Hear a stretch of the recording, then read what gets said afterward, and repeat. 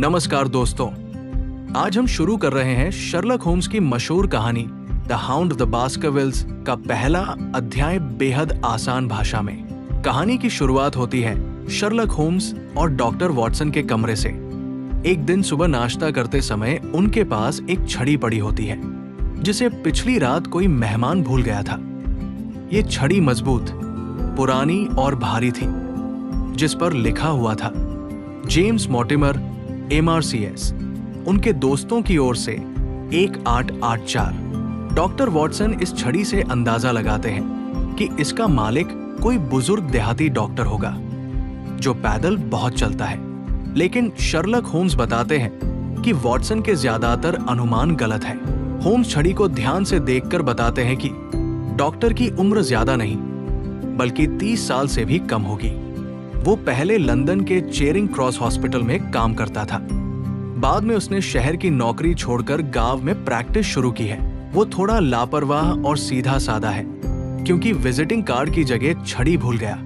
और सबसे खास बात, उसके पास एक घुंघराले बालों वाला स्पैनियल कुत्ता है क्योंकि छड़ी पर उसके दांतों के निशान दिख रहे हैं। ये सुनकर वॉटसन दंग रह जाते हैं कि होम्स बिना मिले किसी व्यक्ति के बारे में इतना कुछ सिर्फ एक छड़ी देखकर कैसे बता सकता है। इसी बीच अचानक दरवाजे पर दस्तक होती है।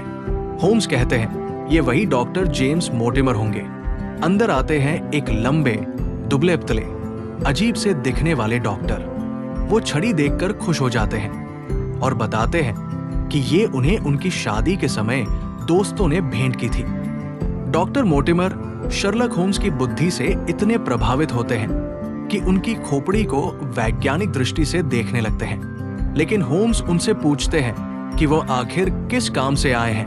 डॉक्टर मोर्टिमर गंभीर होकर कहते हैं, मैं एक बहुत अजीब और खतरनाक समस्या में फंस गया हूं और मुझे लगता है कि पूरे यूरोप में सिर्फ आप ही मेरी मदद कर सकते हैं। इसी के साथ पहला अध्याय खत्म होता है और कहानी आगे बढ़ती है एक रहस्यमयी, डरावने और रोमांचक केस की ओर।